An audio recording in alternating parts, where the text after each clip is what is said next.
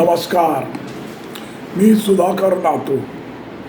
यूट्यूबवर माझा मुक्त संवाद हा चॅनेल आहे.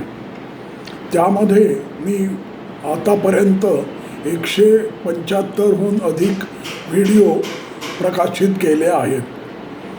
त्याचप्रमाणे वन मॅन कम्युनिकेशन इंडस्ट्री ही संकल्पना सुरू केल्यापासून या हृदयीचे त्या हृदयी अशा तऱ्हेचं आपले विचार करणं, ते व्यक्त करणं हे मी चालू ठेवले आहे.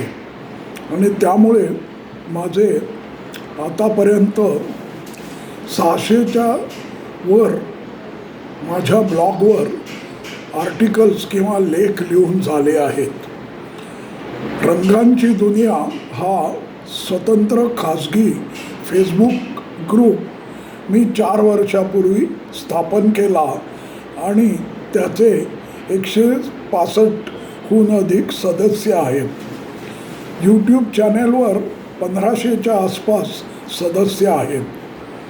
त्याचप्रमाणे आकाशातील पाळणे हा अभिवाचन मंच 3 वर्षापूर्वी मी आणि माझा भाचा श्री उदय पिंगळे यांनी सुरू केला आणि आता पावेतो 550 सदस्य असून 425च्या वर अभिवाचने आम्ही प्रकाशित केली आहे.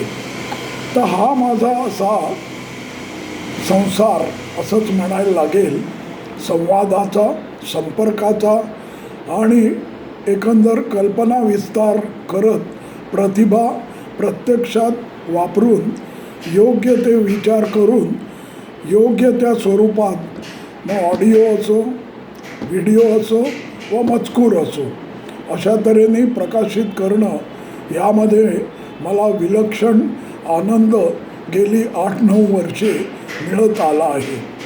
आणि त्यासाठी मी ज्यांना माझे संदेश पाठवतो त्यांचे आभार मानणं मी कर्तव्य समजतो. आज मला हा व्हिडिओ बनवायला का लागला किंवा का वाटलं, तर बरेच जण मला विचारायला लागले की अरे बाबा, तू एवढं असं कसं काय सारखं आपलं स्वनिर्मित प्रकाशित करत असतो, टाकत असतो.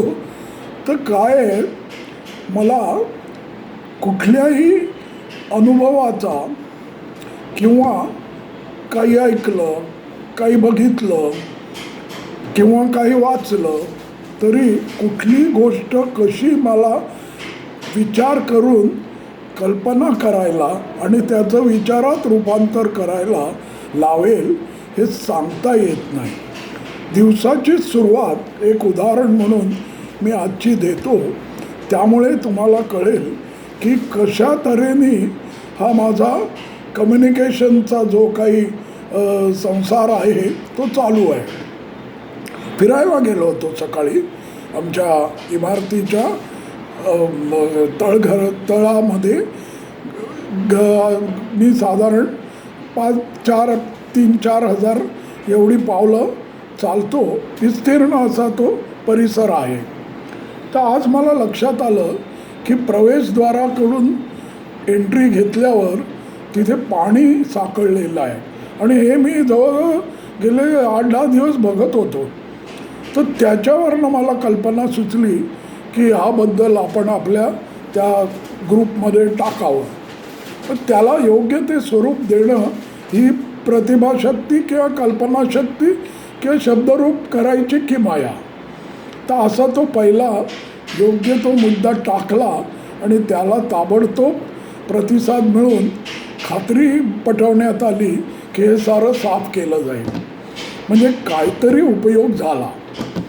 त्यानंतर मी पेपर वाचनातून मला कशी प्रेरणा मिळत जाते त्याचं एक उदाहरण सांगतो. आजचंच उदाहरण. वर्तमानपत्र मी अगदी सखोल वाचतो. माझा जवळजवळ अर्धा जो दिवसाचा भाग आहे जेवणापूर्वीचा, तो बहुशः हे मोबाईलवर बडवणं आणि पेपर वाचन ह्यातच जातो. तर मी आज पहिल्यांदा एक माझ्यासमोर दृश्य आलं की रेल्वे लाईनवर मंडळी झोपली आहेत. तेवढं दृश्य मी बघितलं, म्हटलं ह्याच्यात काहीतरी आपल्याला संदेश, योग्य ती दिशा दाखवण्याचं सामर्थ्य आहे. फोटो काढला आणि त्यावर ताबडतोब योग्य तो मेसेज निर्माण झाला. आणि तो म्हणजे आपण एकीकडे काय प्रगती झाली, विकसित देश आपला होणार अशी स्वप्न दाखवली जात आहेत, पण पायाखाली काय जळतंय. तर अजूनही आज 75 वर्ष झाल्यावर सुद्धा लोकांना घरं नाही आहेत आणि त्यांना असं रेल्वे लाईनवर झोपायला लागतंय. तर त्या तऱ्हेचा असा प्रातिनिधिक मजकूर मला तयार करता आला आणि कुठेतरी काहीतरी चुकतंय अशा त्या हेडिंगवर मी तो प्रकाशित केला. दुसरं गमतीशीर गंमत झाली की मोठा पुरवणीमध्ये मला एक छोटीशी कहाणी वाचायला मिळाली. हरवले ते गवसले या सदरामध्ये एक ग्रस्त पुस्तक हरवला ट्रेनच्या प्रवासात. मला मग लगेच लक्षात आलं की आज पहाटे मला असंच अमृतवेळी स्वप्न पडलं की मी ट्रेनने चाललो आहे आणि ट्रेनमध्ये उतरल्यावर माझा मोबाईल ट्रेनमध्ये राहिला आहे असं ते स्वप्न होतं. ताबडतोब मला योगायोगाची किमया काय असू शकते, तर जनी वसे ते मनी दिसे का मनी दिसे ते स्वप्नी दिसे काय माहिती. तर त्याप्रमाणे एक नवा संदेश आपोआपच तयार झाला. तर अशा तऱ्हेने प्रत्येकच माझ्यासमोर येणारं जे काही माहिती आहे, अनुभव आहे, त्याला मी ताबडतोब शब्दरूप देत असतो. सहज शन्ना डेंचं पुस्तक वाचलं, त्याच्यावरून देखील मला कल्पना सुचली आणि माझे आपोआपच एक प्रकारचा व्हिडिओ, पहिला ऑडिओ बनवला, मग त्याचा व्हिडिओ मला बनवता येतो आणि त्याचा मग मजकूरही बनवता येतो. हे असा हा सिलसिला जवळजवळ गेली 9 वर्ष चाललेला आहे. आणि त्यामध्ये मुख्य म्हणजे माझा हेतू एवढाच आहे की या हृदयीचे त्या हृदयी करायचं आणि वास्तव काय आहे, योग्य काय आहे, योग्य तऱ्हेने कशा तऱ्हेने आपण जीवन जगलं पाहिजे अशा तऱ्हेचे शक्यतोवर विचार करायचं, विचार व्यक्त करायचे आणि एक प्रकारे मुक्त व्हायचं. आणि अक्षरशः त्यामुळे मला वेगळ्याच प्रकारचा आनंद लाभतो. माझी आपल्यालाही विनंती आहे की आपणही जे काही रोज अनुभव घेताना तो असं सोडून नका देऊ. विचार करा त्याच्यावर. तुम्हाला जी काही माणसाला सर्वोत्तम अशी जी काही देणगी आहे, एक म्हणजे वाणी आणि दुसरं म्हणजे विचार करायची शक्ती. तर तो विचार करा, योग्य ते स्वरूप द्या, त्याला व्यक्त व्हा आणि मुक्त व्हा.